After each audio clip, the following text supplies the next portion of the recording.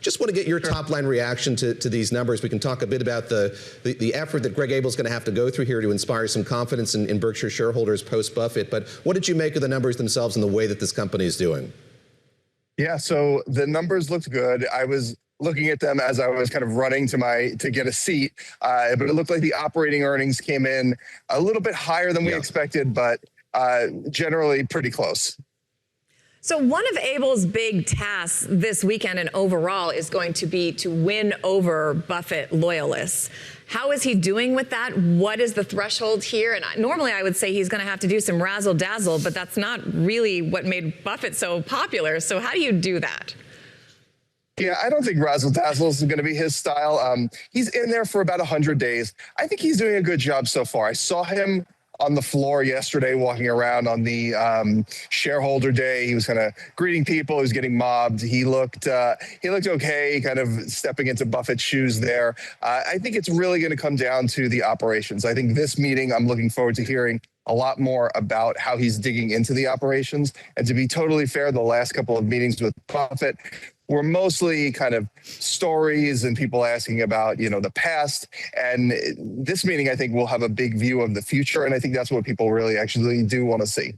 This is a company, a concern, a conglomerate that for so many years has bested the S&P 500 by a fairly large margin. Now we see the company shares fallen more than 5% year to date, lagging the S&P 500's 4% gain. How big a concern is that for Greg Abel? This is a company that does take a long-term perspective. How much agitation does that lead to among Berkshire shareholders? Yeah, I think it's probably more of a concern for the shareholders than for Abel. I don't think Abel, or even Buffett, to be honest, worried too much about the short-term fluctuations in Berkshire's share price. I think, as you said, they're long-term investors. They're looking to compound over the long term. Berkshire's shares underperformed the S&P since Buffett announced he was leaving. But you have to understand that going into that announcement, they were at all-time highs in terms of the actual stock price and the valuation. So it wasn't a great time for Buffett to announce that he was leaving in terms of the valuation of the shares. So you've seen that big underperformance. I'm also wondering if this dip is not necessarily reflective of the durability or viability of the company so much as it is you're talking about kind of a natural slump after the departure of such a legendary figure. Is this essentially what sports teams would call a building year?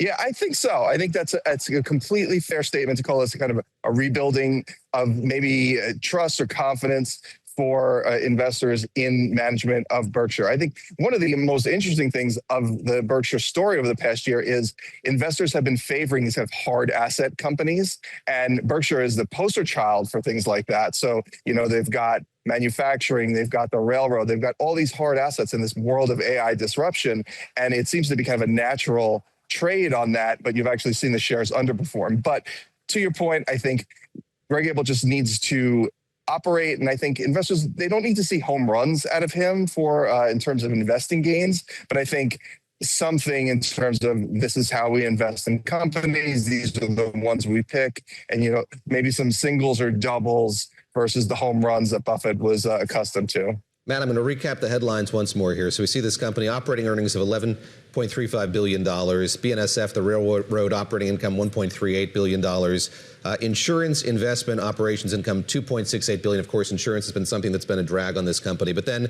the big headline, unquestionably, is the size of this cash pile, hitting a record of $397 billion.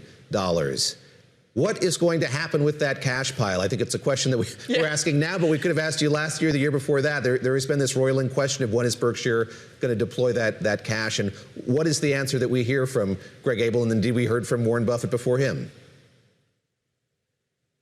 Yeah, I think the answer is unfortunately probably not a ton. I think what you will see and what we saw in this quarter is the company buying back their own shares. So Greg Abel announced this was in early March, that they had started buying back shares, and they had not done that for a while under Buffett. So I think you'll see some of that. I don't think you're going to see some sort of massive deal. I don't think Greg is looking to look externally for this first year. I think he's probably looking internally. You're also probably going to see, and I didn't get to see it before I got here, them actually selling a bunch of stocks. So one of the investment managers left the firm, and I have to dig into the numbers, but from what it was being reported was that Berkshire actually sold a bunch of the positions that he initiated. So you're probably going to see more selling and more cash generation before you see actually more cash deployment.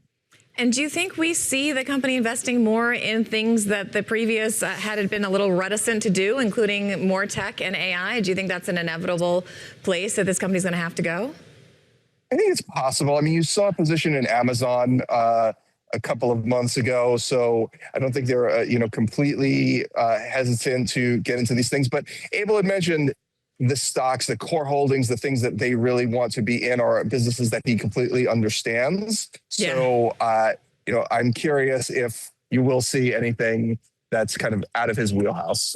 All right, Matt, get to your seat. Matt Palazola there at the annual shareholder meetings of Berkshire Hathaway in Omaha. Woodstock for capitalists. This is a big deal. I've never gone. I feel quite sad about that, Christina, but I wasn't sad, but it seems kind of fun. Now I do want to go. Maybe next year Matt will come hang out with you. There's a lot happening. There is See's Candy and Coca-Cola available for all, and the other fun Berkshire related things. Matt, thank you very much. Appreciate your time.